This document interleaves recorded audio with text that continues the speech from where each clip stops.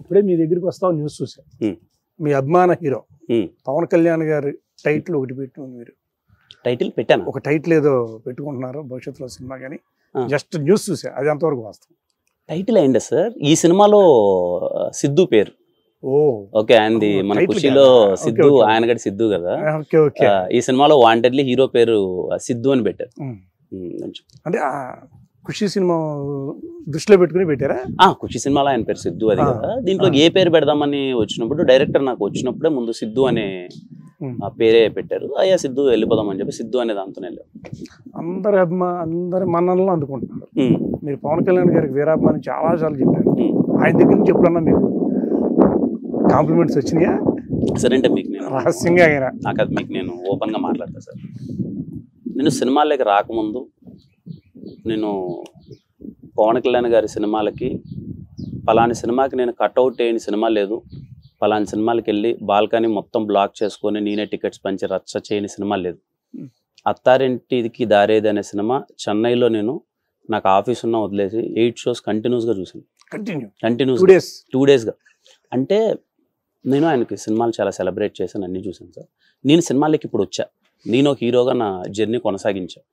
నా మొదటి రోజు నుంచి ఇప్పటి వరకు నా అదృష్టం ఏంటంటే పవన్ కళ్యాణ్ గారి ఫ్యాన్స్ నాకు ఎప్పుడు సపోర్ట్గా ఉండేవాళ్ళు. అదర్ హీరో ఫ్యాన్స్, ఎన్టీఆర్ గారి ఫ్యాన్, మహేష్ బాబు గారి ఫ్యాన్స్ కానీ ఎవరైనా అందరూ ఎప్పుడు నన్ను చాలా బాగా చేస్తున్నాడు, మంచిగా ప్రేమించేవాళ్ళు. ఎస్ఆర్ కళ్యాణ మండపం రిలీజ్ అయిన తర్వాత నాకు అంత ఓపెనింగ్స్ ఇచ్చి ఇంత గ్రాండ్గా హౌస్ఫుల్స్తో నింపిన తర్వాత నేను వదిలిన ఫస్ట్ పోస్టర్ అదే, కింద అదే పెట్టాను సార్. అందరి హీరోల అభిమానులు అందరికీ థ్యాంక్స్ అని పెట్టాను. ఫస్ట్ వదిలిన పోస్టర్ అదే వదిలేను, ఏది కలెక్షన్స్ గురించి.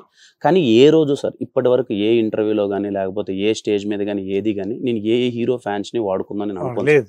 నాకు వద్దు.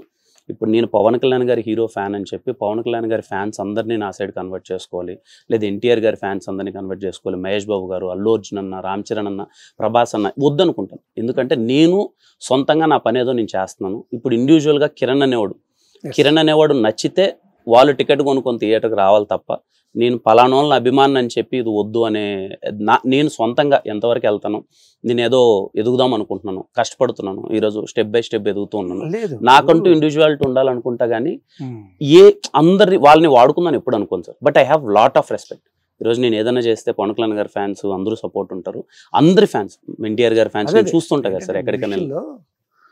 ఇప్పుడు తెలుగు చలనచిత్ర పరిశ్రమలో పలానా హీరో అభిమాని అని చెప్పుకుంటే మిగతా వాళ్ళు కొంచెం బ్లేమ్ చేసే అవకాశం ఉంది, టార్గెట్ చేసే అవకాశం ఉంది. కానీ మీ విషయంలో అలా జరగల సార్. నేను చెప్పినా అందరూ కూడా మీకు మంచి సపోర్ట్ చేశారు. కా సినిమాకి అదే జరిగింది. అది కా సినిమాకే కదా సార్, ఎస్ఆర్ కళ్యాణ మండపంకి షాక్ సార్.